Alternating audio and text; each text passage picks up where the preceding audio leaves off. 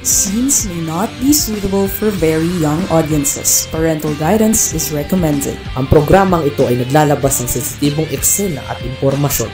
Striktong patnubay at gabay ng magulang ang kailangan. Kumusta kabayan? Mga dapat abangan ngayon sa Kumusta Na ang Pag-ibig Mo. Affordable housing makakamit sa pamamagitan ng Acquired Assets Group Sale ating tatalakayin. Sa balitang OFW, AFP handang tumulong sa paglikas ng mga Pinoy mula sa Middle East. At ating alamin sa Alam Mo Ba To? Abisala Esma, nagbabalik na ang Encantadia sa pamamagitan ng Encantadia Chronicles Sangre. Ating alamin ang diwata ng mitolohiyang Pilipino, mga ninuno, espiritu at mga Diyos-Diyosan. Yan at marami pang iba ang ating tatalakayin ngayong hapon, live na live, this July 10, 2025 sa ating episode ngayon, Kumusta Na ang Pag-ibig Mo? Ayan, magandang umaga, hapon, tanghali, gabi at anumang time zone kinapapabilang at anumang lugar kayo naroroon ngayon basta nakatuto kayo ngayon sa ating live telecast dito sa Kakampi Online. Ito po ang inyong lingkod Pag-ibig Erwin Paul David at ito ang ating programa tuwing Huwebes ng hapon na Kumusta Na ang Pag-ibig Mo. Mahalaga kinakamusta natin ang pag-ibig natin, yung mga mahal natin sa buhay. At syempre, bilang kayo na nanonood ngayon, kamustahin nyo rin naman. Baka mamaya hindi pa po active yung hulog ninyo. Maganda ma-activate ho natin. Dahil kapag tayo po ay may tuloy-tuloy na hulog, at kahit po tayo ay matagal na nahinto, pwede naman natin pagpatuloy from the present month onwards. Ang advantage pa niyan, kung may at least 2 taong ka na naguhulog sa pag-ibig at given na may latest na hulog kayo, makakapag-avail ka ng mga loan programs na tsak na makakatulong po para sa inyo. At ano-ano itong mga loan programs na to? So, nandiyan yung ating housing loan at itong tatalakay natin mamaya na acquired assets sa group sale. And speaking of housing loan, sa mga kababayan po natin na may active housing loan at hindi bababa sa 5 taon ang inyong housing loan, ito po yung tatalakay natin, yung pagbabalik tanaw natin doon sa nakarang topic natin nung past episode, which is ang Home Equity Appreciation Loan or HEAL. So ito po, papakita po natin. Ano ba tong HEAL na to? So itong HEAL na to ay another, loan program sa maaari pagkuhanan natin ng budget to fund your life goals at kung ano namang layunin natin sa buhay. Ating po tignan kung ano po itong HEAL na to. So una po, kagaya ng tinalakay po natin last episode, ang HEAL po ay isang programa na ino-offer sa mga active borrowers ng housing. Basta hindi bababa ng 5 taon. So papakita po natin yan sa next slide. Ayan. So it's a low interest loan na open sa lahat ng housing loan borrowers with at least 5 years and 1 on-time payments over the past year. Nitong lumipas na 1 taon, kung on-time lagi ang hulog ninyo at given na hindi bababa sa 5 taon ka nang nag-housing loan sa pag-ibig or nagbabayad ng housing loan, pwede kayo sumali dito. Ang tawag natin dito ay Home Equity Appreciation Loan. Next, ay atin pong titignan naman o atin pong tatalakayin kung ano mga pwedeng gawin dito. Ito bagamat huhugutin to dun sa ating pong magmula dun sa mga nag-housing loan borrowers, pwedeng gamitin to kahit walang kinalaman sa bahay. Pambayad man yan ng kuryente, pambili ng mga mahalagang gamit sa bahay or bills, o pambayad sa credit cards, o magtayo ng bagong kabuhayan o pagkakakitaan, or home improvement, pwede rin naman at marami pa pong iba. Kaya yan yung pwede nyo paggamitan. Kumbaga wala na tayong pakialam dyan kahit hindi sa bahay gagamitin. Kahit sa ang goals. Kasi halimbawa, nung past 5 years, ang goal niyo yan nga, magkaroon ng bahay.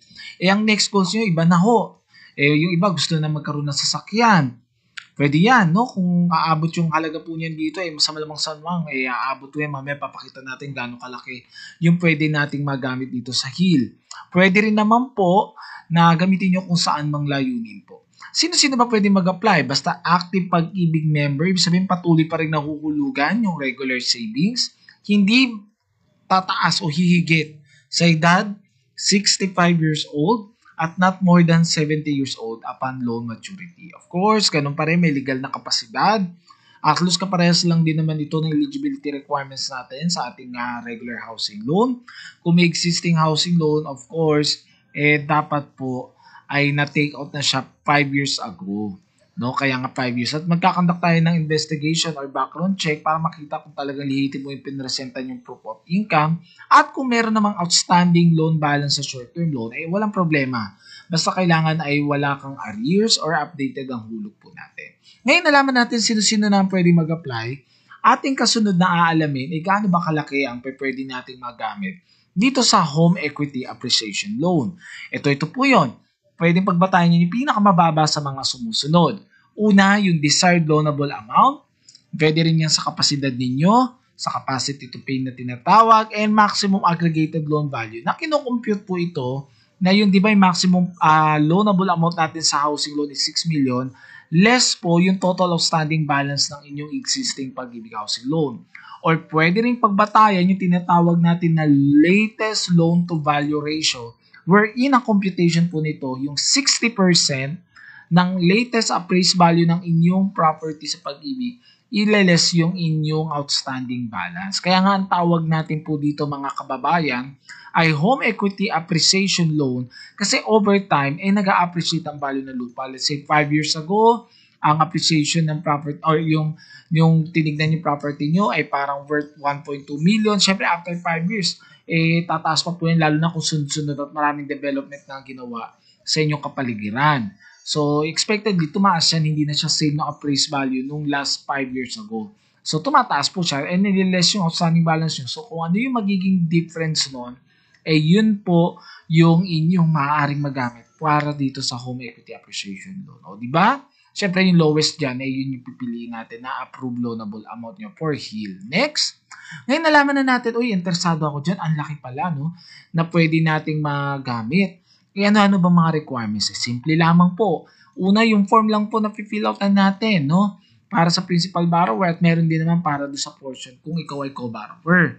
At syempre, yung present proof of income natin sa mga kababayan nating OFW, yung employment contract with compensation, o di kaya 1-month pay slip.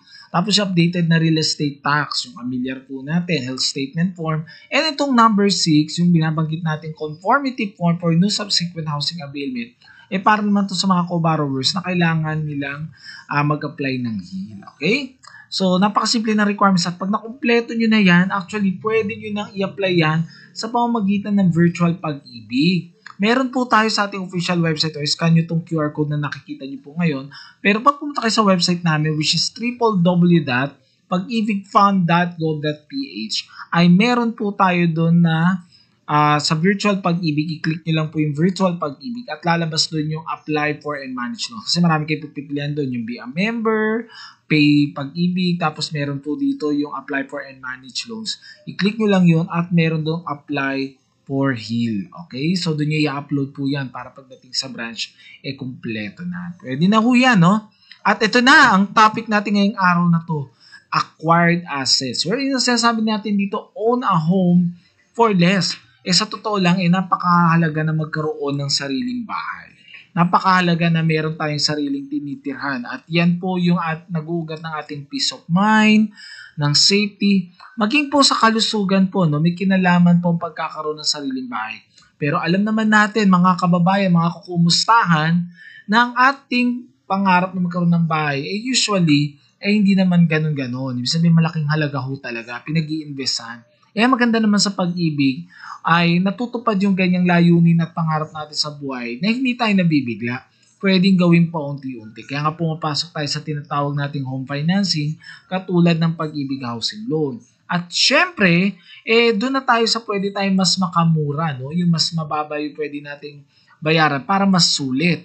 Ito na nga po pumapasok yung ating tatalakay ngayong araw na to na acquired assets. Itong acquired assets, ito po sa madaling salita, ito po yung dating may mga may-ari na at ngayon pinagbebenta na o binibili ng Pag-ibig para at least hindi ho siya nakatenga po.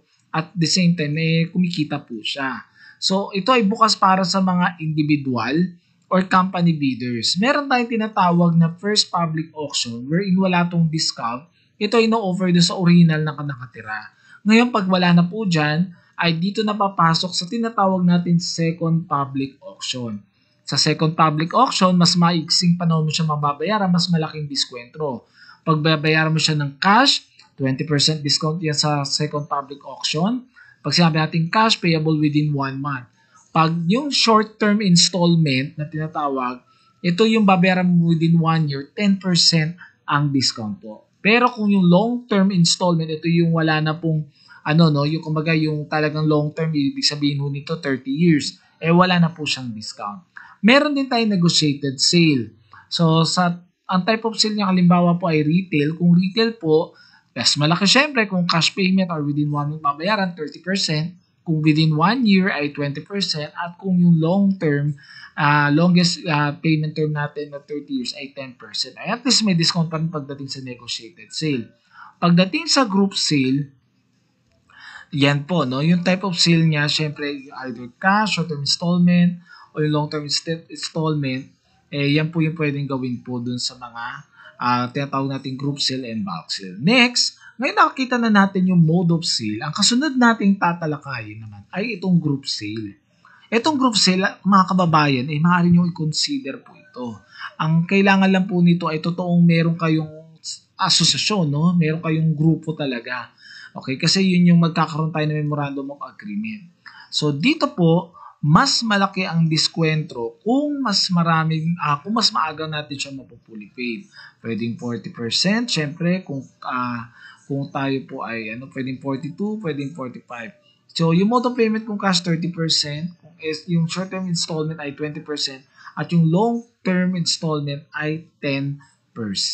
Yung nakikita nyo po pala na 40, 42 or 45%, yan po yung diskwento para dun sa whole amount na value po na bibili ninyo. Batay po sa may ipon nyo pong mga approved housing loan or bidders natin. Mamaya makikita nyo po yan kung ano yung sasabi kong approved. Next, after natin makita to, syempre mas malaking diskwento pag mas maaga mong mababayaran ng buo. Ito ay bukas para sa lahat ng members ng employees associations or cooperatives or company employees. Baka dyan sa ibang bansa, may rehistrado kayong grupo o tawag dito, yung kumpanya, halimbawa, pwede po kayong sumali po dito, basta active members kayo ng Pag-ibig para makapag-bid kayo at makapag-avail nitong ating group sale. Next. Ayan. So, ano lang po ang gagamitin natin o gagawin? Simple lang po. Kailangan po mag-enter lang tayo sa MOU or Memorandum of Understanding at magsasang-ayon din sa ating Collection Servicing Agreement. Next, ito na po yung ating evaluation. So, magsasubmit po tayo ng offer to purchase at least 10 million for first batch of the calendar year. So, ibig sabihin sa grupo nyo, kailangan meron po kayong offer to purchase na hindi bababa ng 10 million. Yung offer to purchase, syempre, at yung 10 million na yan, hindi ho isang tao lang yan. Of course, kada isang tao mag-o-offer to purchase, mag-fill out ho nun. Pero yung 10 million na yun, syempre yung kabuuan na po ng mga bids po, yung total amount ng bids ng lahat po, mga kahit ilan ho yan, kahit 5, 10, whatsoever.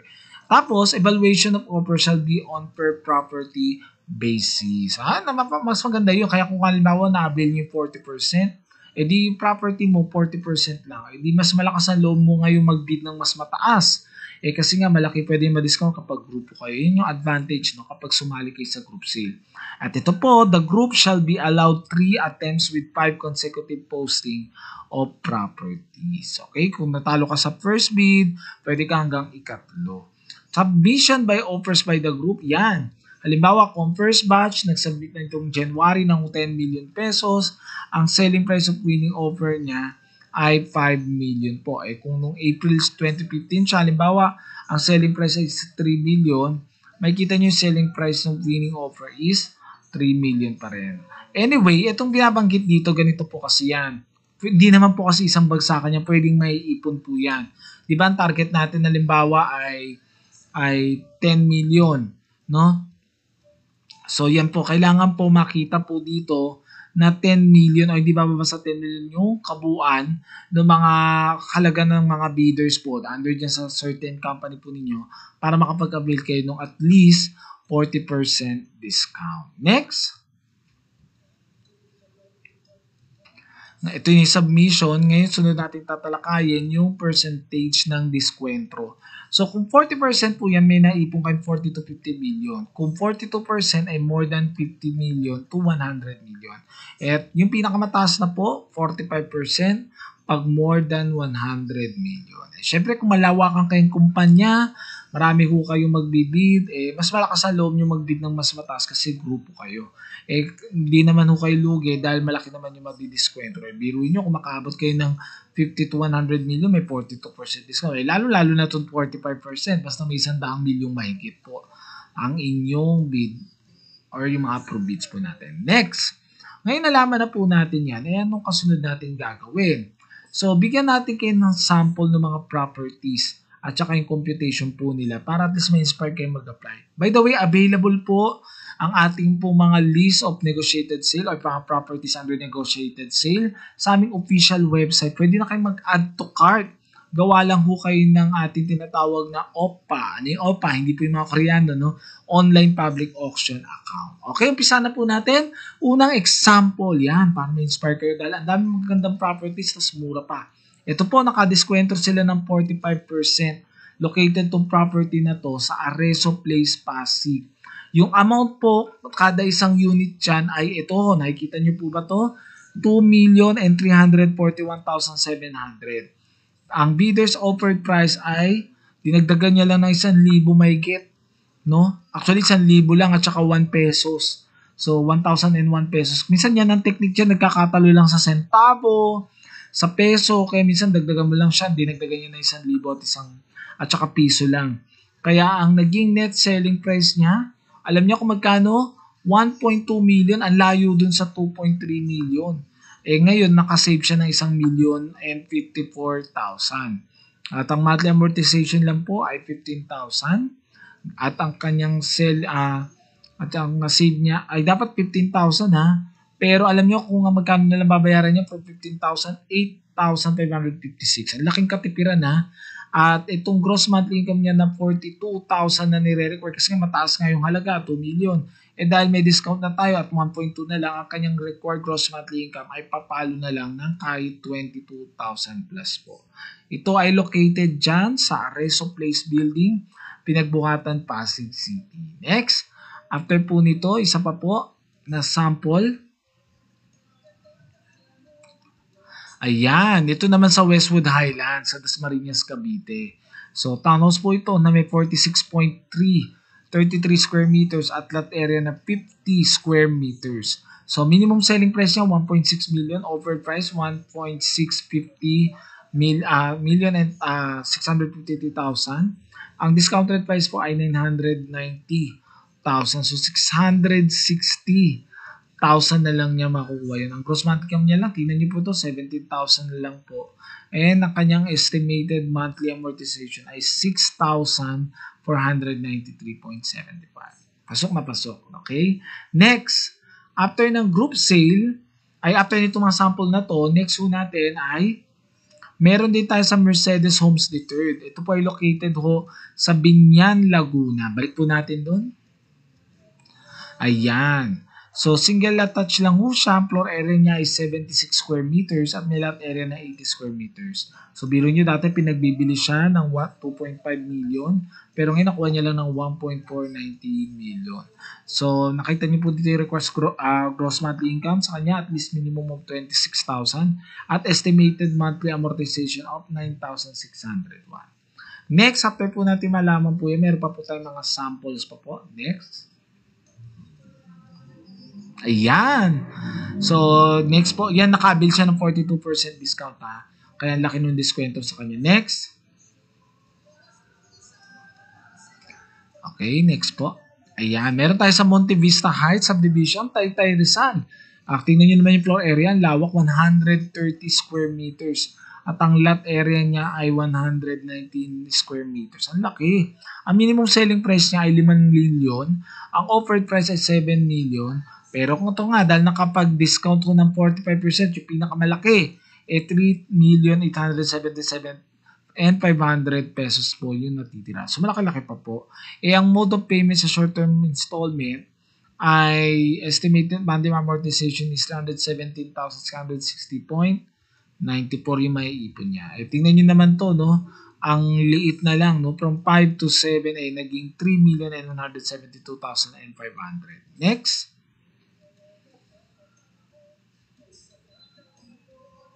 Ito naman po yung isang property sa may townhouse, sa may Bukawi, Bulacan. So, laki ng tinipid niya. Alam niyo magkano tinipid niya? Ito po, 675,140. At ang mode of payment niya ay ano po? Cash ho. 1 month lang po yun. Next.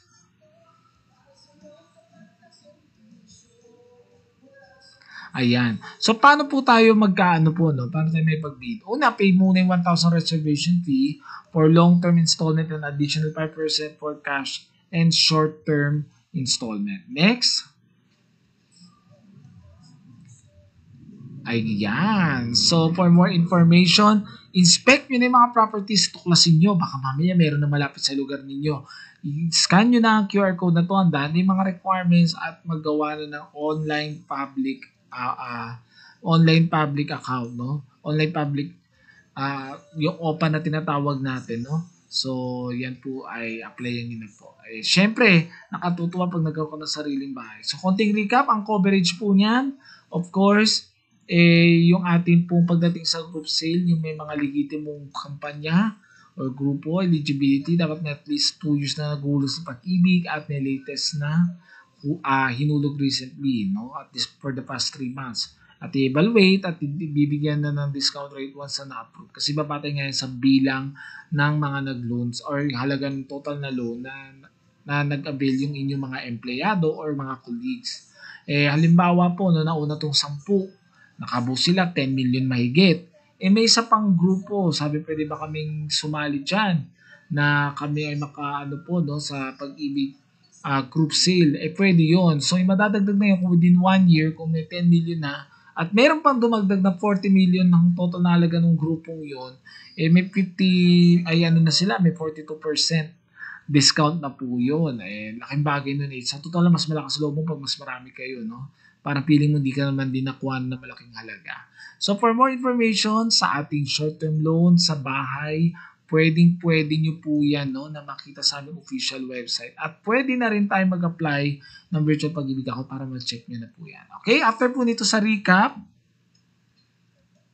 ay babalik na po tayo para sa karagdagang pang mga impormasyon sa pamamagitan ng Balitang OFW at mga trivia sa Alam Mo Ba To. So, okay nga alis at magbabalik pa ang kumusta na ang pag-ibig mo. Magbigay tayo sa mga mga patalastas natin.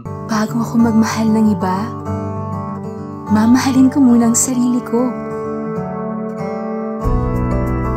Mag-iipon muna ako ng pag-ibig. Pag-ibig Regular Savings.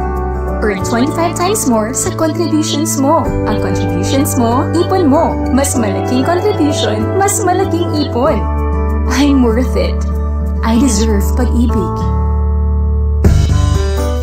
Sa ngalan ng pag-ibig, handa akong gawin ang lahat.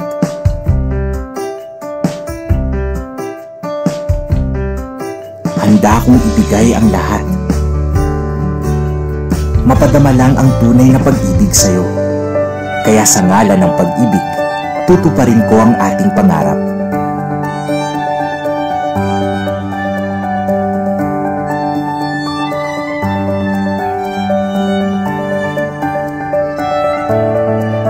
Sa susunod na kabanata, isa lang ang ating aasahan. Ang Pag-ibig Housing Loan.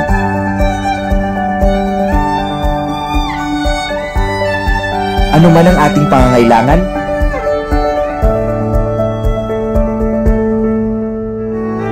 may home loan na bagay sa atin. Simple man o grande ang dream home natin, posible dahil sa kanilang lowest rates.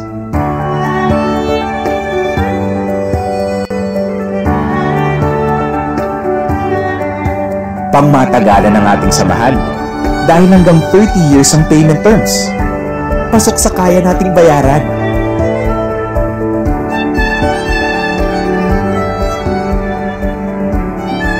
Para sa iyo, para sa akin, para sa pangarap natin.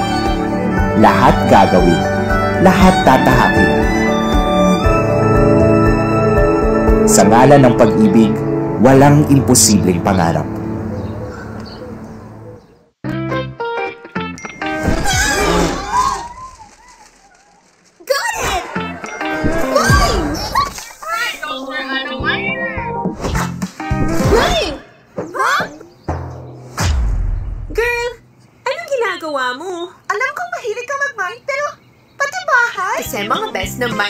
talaga to. Discounted pa. Paano? Pag-ibig acquired assets lang yan. Ito depende sa property at type ng transaction, pwede ka makakuha from 10% up to 45% na discount. Pwede pang bayaran through cash or home loan. Mag-register online to get your buyer's ID para makapag-bid. Huwag na kayo magpahuli at baka maunahan pa kayo. Mag-mine na para maging yours na ang forever home mo by visiting the Pag-ibig Fund website. Mapapamine ka talaga. Makapag-bid na nga rin. Mine! Yours talaga. Jowa mo yan Sinasabi ko lang na mine Pag-ibig Fund, solid ka ba? Ayan, kagaya na napanood nyo sa ating commercial ay pwede na kayo mag-mine. Dahil yan sa ating acquired assets at gawa lang kayo ng online public auction account. Ayan, okay na okay yan sa mga gustong magkaroon ng bahay. At ngayon, ito na, dadako na tayo sa ating mga importante at latest na balita na may kinalaman po sa ating mga kababayan abroad. Ang balitang OFW. At ito, AFP, handang tumulong sa paglikas ng mga Pinoy mula sa Middle East. Inihayag ng Armed Forces of the Philippines na nakahanda itong tumulong sa repatriation ng mga Pilipino mula sa Middle East sa harap ng tensyon doon ayon sa AFP spokesperson na si Colonel Frankel Margaret Padilla. The Armed Forces of the Philippines is prepared to be in sync with other government agencies in the terms of the role that the AFP will play in terms of repatriation. Sabi ni Padilla sa mga mamamahayag sa press briefing nitong nakaraan.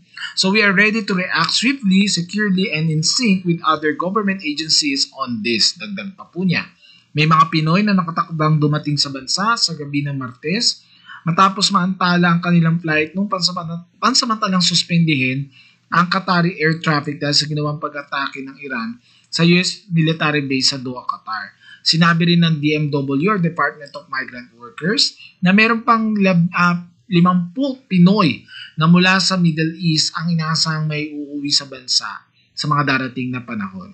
Nitong nakaraang linggo, itinaas ng Pilipinas ang Crisis Alert Level 3 sa Israel at Iran. Hiningkayat ng pamahalaan ng mga Pinoy sa mga apektadong lugar sa nasabing bansa na umuwi na muna at sumailalim sa tinatawag nating voluntary repatriation. Ang ulat na ito ay mula kay Ma'am Mariel Celine Sorquiña, FRJ ng GMA Integrated News. So ingat po tayo sa mga kababayan po nating nandiyan at kagaya ng panawagan po natin pamahalaan ay mag-voluntary repatriation muna tayo para po sa inyong kaligtasan. Okay? At ito na. Dadako na po tayo sa ating balitang OFW nandito na tayo sa ating alam mo ba to? Alam nyo na po ba to? Ayan. Nitong nakaraang Hulyo, actually June, nag-premiere na po sa ating telebisyon ng walang iba kundi nagbabalik ang telepantasyang Encantadia sa pamamagitan ng Encantadia Chronicles Sangre. Yan, pakita nga natin yan. Yan sa mga sumusubaybay kahapon, ayan, last June 16, no? Pagkatapos yan ng 24 oras. Mga sumusubaybay dyan, kahapon lumabas na po yung bida ko dyan, no? Si Bianca Umali, si Tera. Hindi na ho matagal na, no? Hindi na ho bago, matagal na po na meron tayong paniniwala mga Pilipino pagdating sa mga diwata. Siyempre, yung mga diwatang yan, no? Binigyan natin ng bagong bihis ba? No, ng bagong pagkakilala sa pamamagitan po nitong palabas pong ito ng GMA7. Pero ito pong mga diwatang ito ay matagal na po, no? So ang diwata ay pinakilala sa modernong panahon bilang espiritu ng kalikasan o isang engkanto na kadalasan ay isang katiwala sa isang bundok o kapirasong lupa, no? Natatandaan niyo sila Maria Makiling at marami pang iba. Sa sinaunang kulturang Pilipino, ang diwata o anito ang nangingibabaw ng konsepto ng iba't ibang relihiyon sa buong kapuluan. Ang konsepto na ito ng anito ay prominente sa Luzon, habang namamayani ang diwata sa Visayas at Mindanao. Ayun, so nakita natin yun yung mga anito sa Luzon and then yung diwata, yung konsepto niya, mas popular siya sa Visayas and Mindanao. Itong ibabahagi po natin ito ay mula po sa artikulo ni Sir Jordan Clark ng aswangproject.com. Okay? So ano to, no? So ang diwata muna, yung salitang diwata ay mula sa salitang Sanskrit nang ibig sabihin ay deva, divine or devata celestial beings, no? Parang sa Encantadia, may ganitong lugar, no? Yung Devas, yung parang langit po nila. So, Diwata, ang pinagmulan niyan ay yung salitang Devata mula sa salitang Sanskrit na ibig sabihin ay mga celestial beings, no? Mga makalangit, no? Hindi mga pang-common na mga nilalang. Ang pangalan ay binigay sa iba't ibang grupo sa Southern Archipelago, ang kanilang espiritu at bathala. At ito yung mga sumusunod sa kanila. So, sa mga unang Bisaya ay meron silang Diwata, katulad ng mga anito dito sa mga Katagalugan.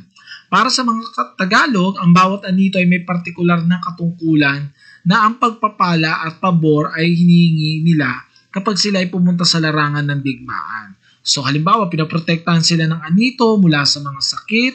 Meron din mga anito ng bahay na ang pabor ay hinihingi nila tuwing ipinanganak ang isang sanggol. At kapag ito, ito yung halimbawa po, no, ng mga Diwata. Kumbaga, meron silang katungkulan. Parang di ba dito sa palabas natin sa GMA7, no? Sige, balik lang po muna natin doon. Sa GMA7, yung Encantadia, may iba sila. Meron para sa Brilyante ng Lupa, no? Merong naka-assign para sa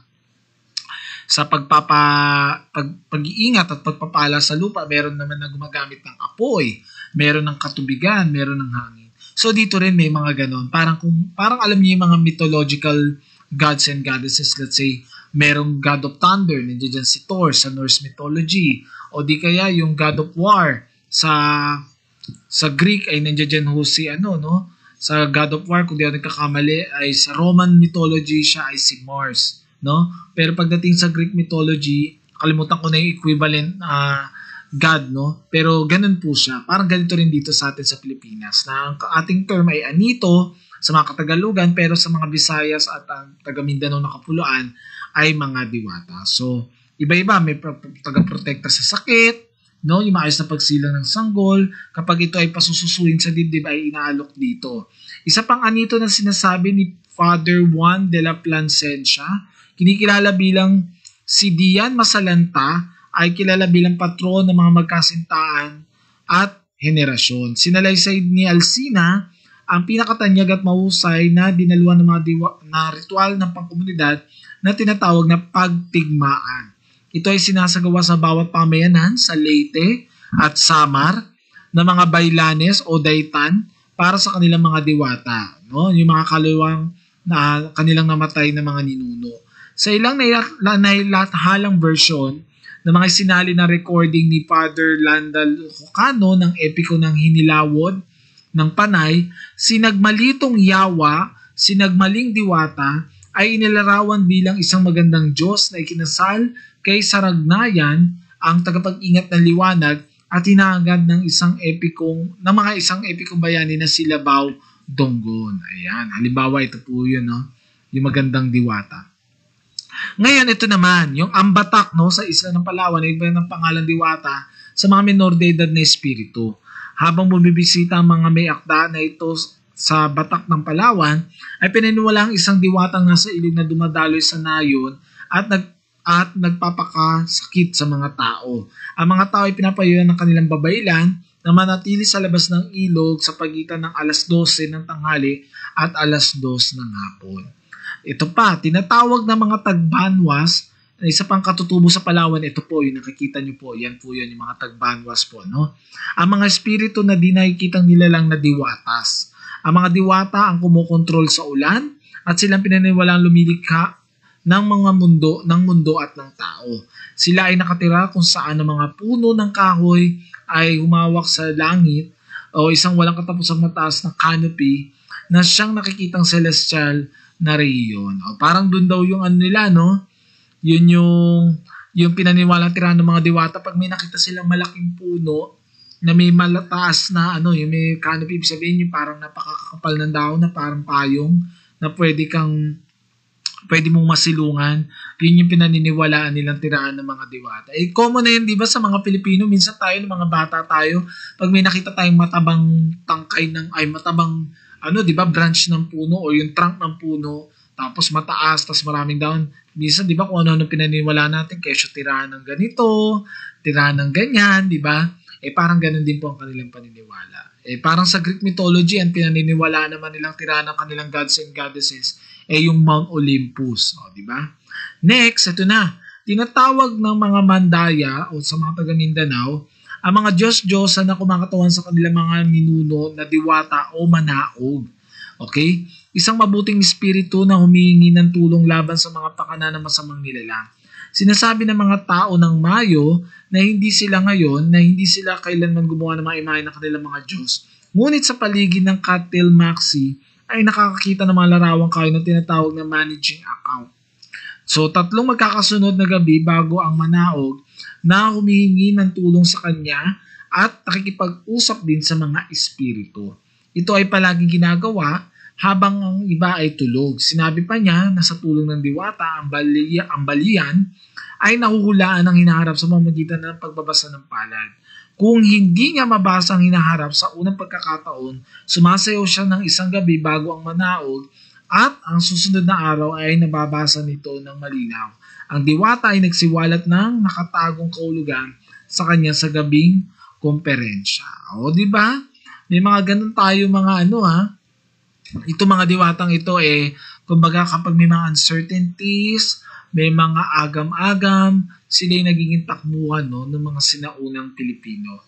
At ito pa, 5, alam na mga bagobos, ito yung mga taga Mindanao po, na higit pa o mas kaunti ang isang diwata. Gayunpaman, pinalalagay na hindi nila binibigyan ng pangalang ito sa isang espiritu. Diwata, isang klase ng maraming espiritu na naglilingkod kay Ivpamolak Manobo. Una at pinakadakila sa mga espiritu at ang lumikha ng lahat ng iyon. Ang pangalan niya ay Ivpamolak Manobo. Diba? Para siya si Bathalumang Emre sa Encantadia. So, siya yung extreme. Siya yung pinaka-supreme, not extreme. Supreme being sa kanilang mga diwata. Meron din sa mga Manobo sa Mindanao ay mga espiritong tinatawag na diwata, ang baylan. Isang lalaki o babae na naging isang bagay na espesyal na predilection o isa sa higit pa sa mga supernatural at friendly na nilalang na kilala ng mga Manobos bilang diwata. Okay? So, yun din yung term nila, yung diwata. At 7, ang mga Subano sa Mindanao ay naugnay lamang isang malabong kahulugan ng diwata at madilim na ideya ng Diyos na labis na kinatatakutan. Pinagpapalagay na hindi lamang isa ng alam ng mga Subano, kundi maraming diwata. Tinatawag din tinatawag na mga teoryante, mga theories, ang isang mapamahing isda na may 8 ulo at nakatira sa ombligo o sa gitna ng ilog na isang diwata. Ito yun. Nakikita po ninyo sa inyong larawan. Ang iba pang mga espiritu at gawagawang nilalang ay tinatawag din sa pangalang ito. At panghuli, tinatawag ng mga Maguindanao o Moro ang mga Diyos-Diyosan at Diyos na mga hindi mananampalataya ang kanilang mga kapitbahay na diwata. Hanggang kamailan lamang ang terminong diwata ay hindi na ginagamit sa isla ng Luzon. Mga karagdagang tala o karagdagang kaalaman, ang terminong diwata ay nagmula sa salitang Sanskrit o deva o devata. Sa Hinduismo, dahil Indian po yung gumagamit ng salitang Sanskrit, ang mga devas ay mga celestial na nilalang na nauugnay sa iba't ibang aspeto ng cosmos. So, yung mga devata ay madalas na nangyayari sa maraming Buddhist, Jataka, at Hindu epics tulad ng Ramayana at Mahabharata at maraming mga epiko sa Pilipinas ang batay sa Ramayana. Ang Pilipino diwata ay may parehong pinanggagalingan na termino ng derivation ng ating wika. Ang mga Japanese ay may espiritong tinatawag na dewata o juwata. Ang mga Dayak sa kanlurang Borneo ay kilala kanilang mga pinakmataas na Diyos sa ilalim ng pangalan na Jewata o Jevata.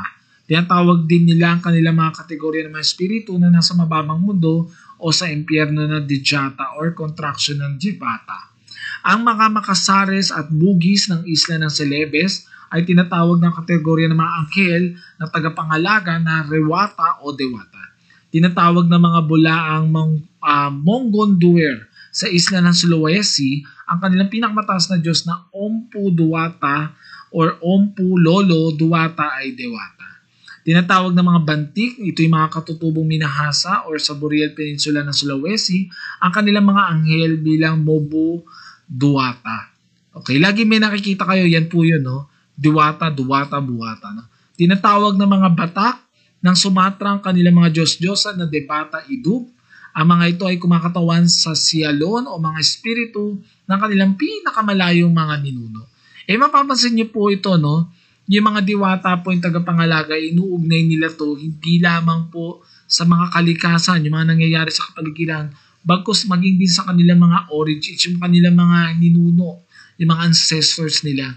Kumbaga ganun kataas yung respeto natin sa ating kapaligiran na tinitignan, no, ng mga sinaunang Pilipino na merong buhay, no, na merong buhay at the same time ay pinaniniwalaan nilang may lumikha. Pero alam naman natin na ang ganitong mga ninimithi natin, itong mga ganito pong mga na-i-imagine po natin, ay alam ng tao na may kinikilala siyang nakahigit sa kanya na lumikha ng lahat. At ito ang ating nag-iisang Panginoon. At ito pong mga refleksyon ng ating mayamang kasaysayan at kultura ay nagpapaiwatig na noon pa man ay mayaman na po ang literaturang Pilipino at the same time ay ang ating malikhaing pag-iisip at ganoon din ang pagpapahalaga natin sa ating kapaligiran at kalikasan. At sa mga nakikinig po ngayon nawa ay natuto po tayo na ngayon pag nakita na po natin, no, naalala natin salitang Devata sa salitang Diwata.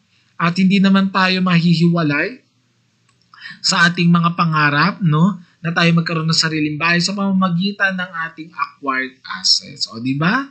Kung gusto niyo designan yung bahay niyo na malalireo, no, o di kaya ay sapiro, why not? Coconut, no? Gamitin niyo lang po yung heel kung 5 years na kayo naguhulog. Pwede kayong mag-fund ng other life goals. At puntahan niyo mga iba't ibang lugar, katulad ng mga binanggit nating lugar kanina, no?